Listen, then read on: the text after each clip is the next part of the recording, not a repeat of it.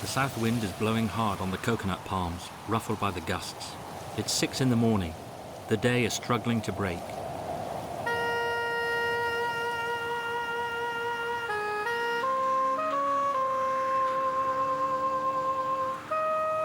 Mist and spitting rain, an infinite variety of grey in this All Saints' Day sky submerges Whakawara. You could still believe you were in Northern Europe. But here too, the weather can change very quickly.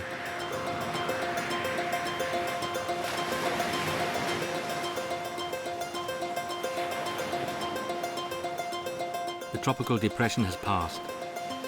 Polynesia becomes more like the idea one has of it, although this immensity, these dots of land lost in the ocean, can disconcert, even frighten one.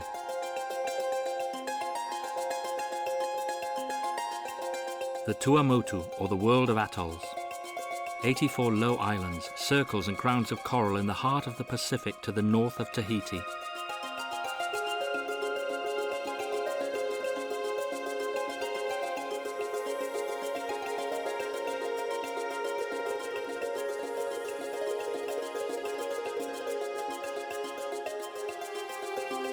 If an island may be defined as land surrounded by water, then, paradoxically, an atoll would be water surrounded by land.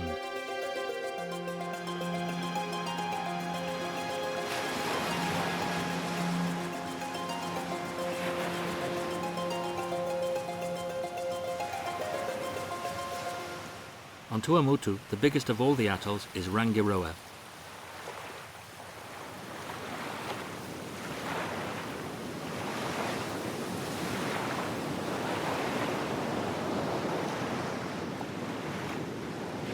An infinite variety of blues and greens. It's noon, the sun is at its height. 28 degrees, and a light breeze blows over the blue lagoon.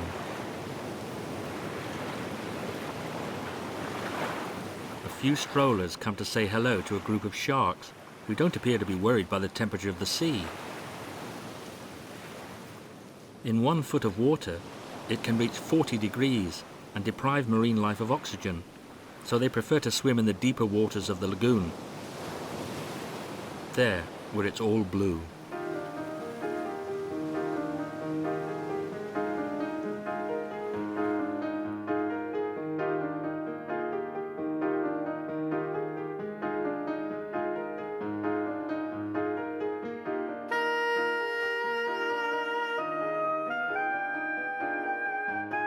An atoll is like a long line stretching out at water level along the ocean. Rangiroa, the Big Sky, is a rectangle of around 80 kilometers long by 30 at its widest point.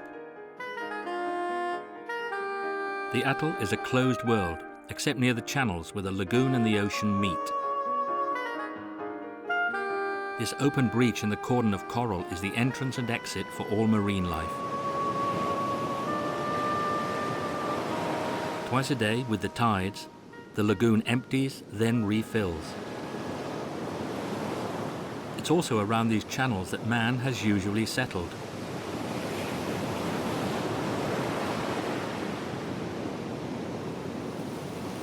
On Rangiroa, the most populated atoll of the Tuamotu archipelago, there are 2 main channels, and hence 2 villages, Avaturu and Tiputa. A 12-kilometer long road links them, the only one on the atoll.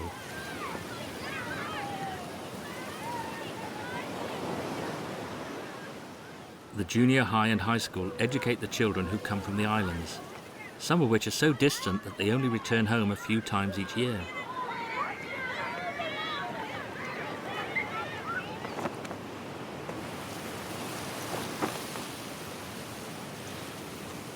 In the main street of Avaturu, a flag is a passing reminder of the wish for emancipation of a part of the population of French Polynesia. Blue and white, the colours of the independentists.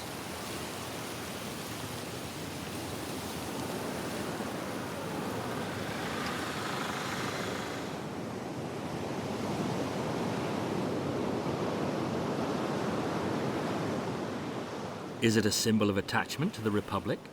They grow vines and produce wine at Rangiroa. This afternoon, it's the grape harvest.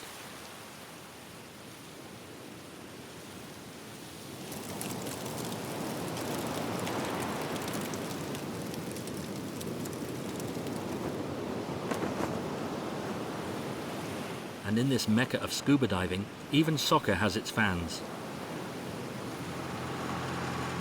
The two main villages confront each other on the pitch that the tropical depressions water copiously.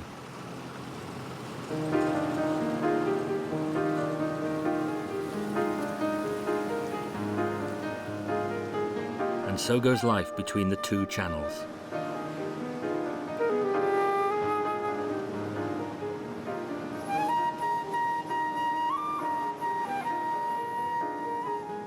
We leave Rangiroa, and therefore civilization, for the undefinable world of the atolls.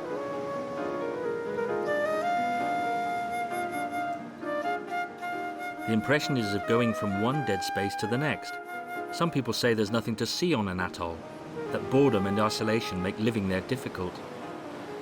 Probably not to that extent, since very few of these islands have been abandoned by their inhabitants, despite the risk of cyclones.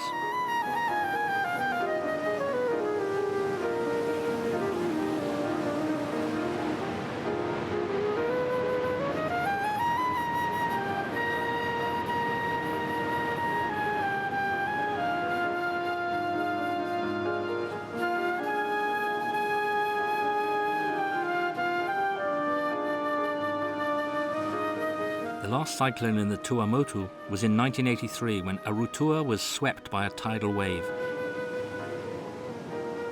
Since then, in the reconstructed village, they've had anti-cyclone shelters.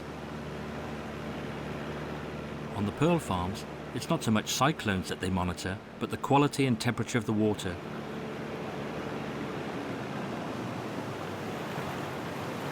In the middle of the ocean, living a near self-sufficient life, the Polynesians dive all day long, and when the time for harvest comes, there's even more work and stress in the wooden shacks, even more oysters to open, even more red pearls, from the red buoys of the divers to the tiny black pearls.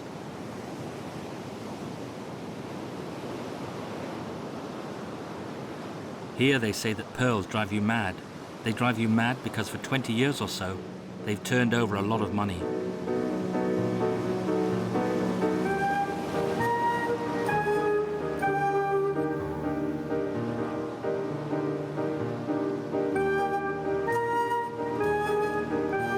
Apataki, Kaukura, Niau. There 500 inhabitants, here 100. Somewhere else a few dozen, scattered over this extent of solitude where the sea provides everything. There will always be the channel where you just need to cast a line into the water to help yourself to a fish. So there's an illusion of a life of Robinson Crusoe, where you could live off fish and coconut milk, but still remain plugged into the rest of the world via ADSL. After the Black Pearl and tourism, the internet is winning over the Tuamotus, and eventually one can feel less alone there.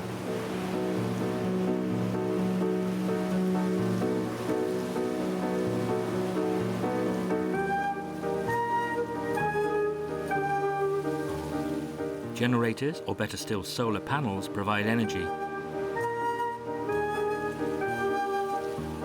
As for fresh water, the government helps to purchase these black tanks where they collect rainwater.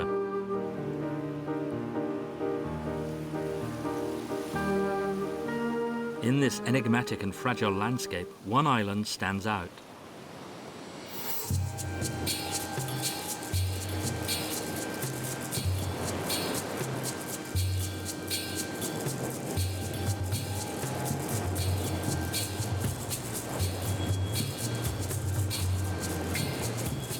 Here there's no succession of channels and motu, no infinite variety of blues disappearing into the horizon, but cliffs and a mass of green set solidly above the ocean. This is Makatea, the island of the third type in Polynesia, because it's neither in the form of an atoll nor mountainous.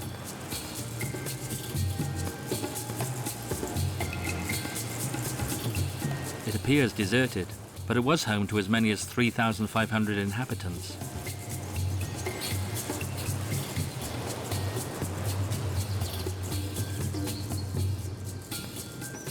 Today they number 1/10 of that, cut off from everything.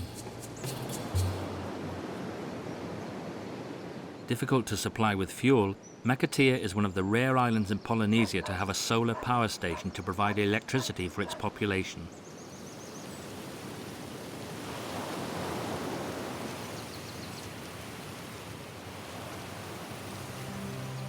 A maintained trail leads us to the center of the island, where 40 years ago was its beating heart.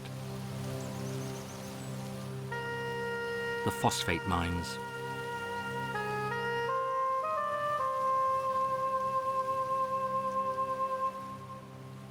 Everybody had his hole. Men from all over the world dug to exploit the deposits. Down to a depth of several meters.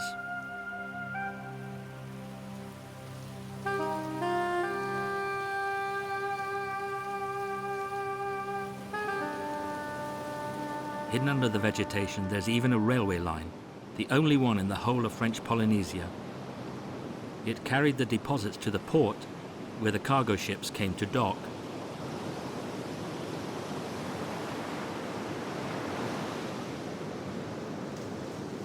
A few more years, another few million waves, and nothing will remain of these jetties.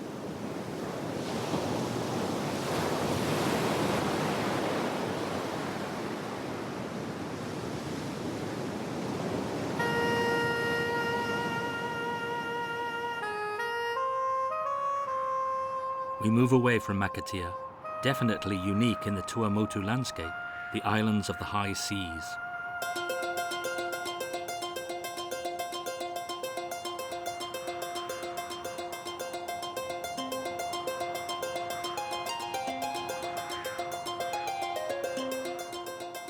When you see Rangiroa, you wonder how it's possible to live on a mere line.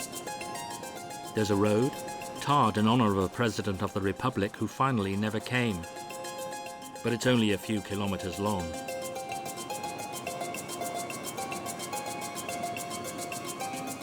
To move around here, they use mainly boats.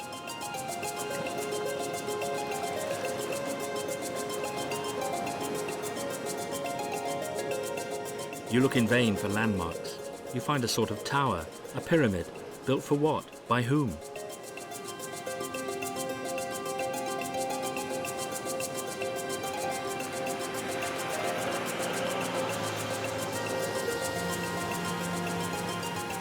"5:30.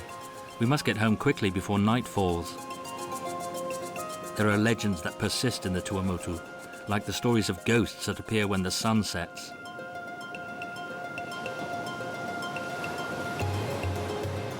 They remember that at the beginning of the 20th century, the Tuamotu were still called the Pomutu, the syllable tua meaning wide, big.